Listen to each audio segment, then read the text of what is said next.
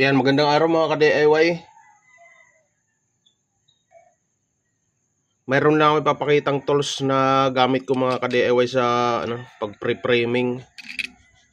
Lalo na paggamit tong metal stud. Hindi kaya itong metal truck.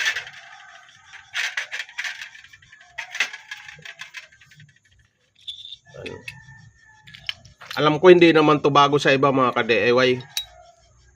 Sa ibang gumagawa ng lalo na yung mga gumagamit ng cement board, tapos gumagamit nitong metal truck at metal stud sa pagwo-walling. Alam ko may mga gumagamit na nito. Crimping tools. Yan, nakadesinyo yan mga ka-DIY para dito sa metal stud.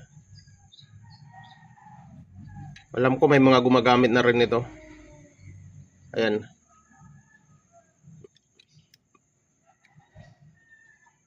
Di ko lang kasi na napakita nung una kong ginamit. Bali itong ginagawa ko yan. Ayan, nakapagtapal na nga ako. Ayan. Pangalawa na tong pinaggamitan ko nito.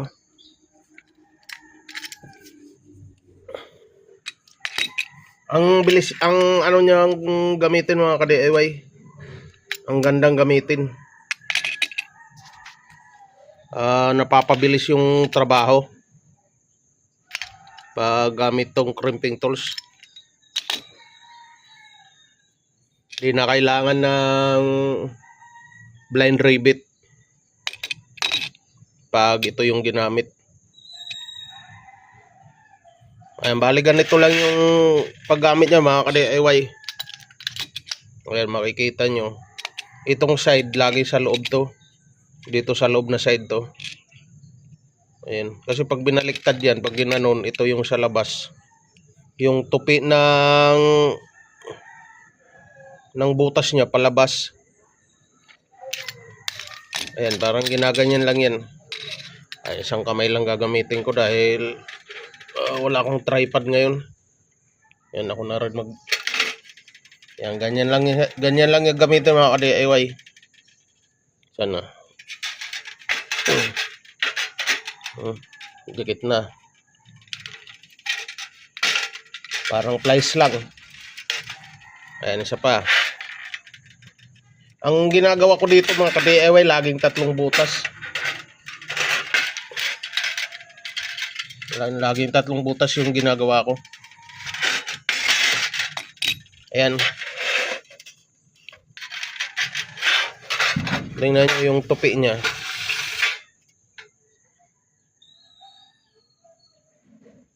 Ayan, naglalak na yan. Ang kabilaan, pag tinira yung kabilaan yan, matibay na yan mga ka-DIY.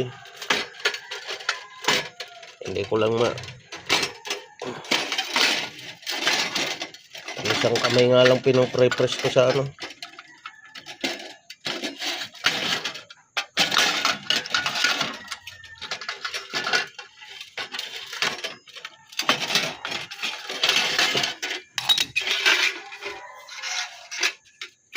Ayan mga ka-DIY, bali ganyan yung kalalabasan niya pag ginamit tong tools na to. Ayan, crimping tools.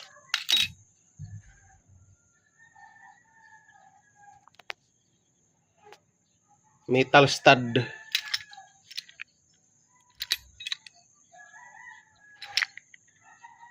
Ayan. Ang ganda gamitin mga ka-DIY. Ang bilis ng trabaho.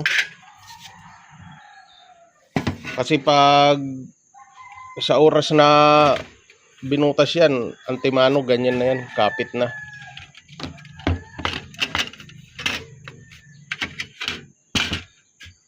Ayan, bali yun lang mga ka-DIY. Ayan.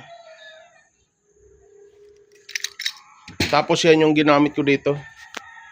Ay, makikita nyo, ito nga dito, tigdadalawa lang. Oh. Pero pag diretsuhan sa taas, ayan, pag diretsuhan sa taas,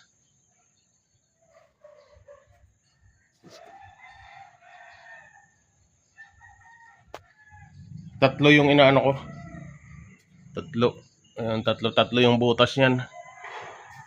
Bali, yan yung gamit ko lang mga ka-DIY. Yan.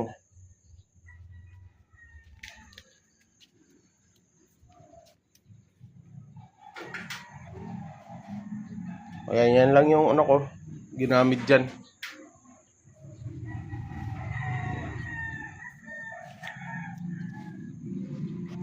Yun lang mga ka-DIY. Sinare ko lang yung tools na to.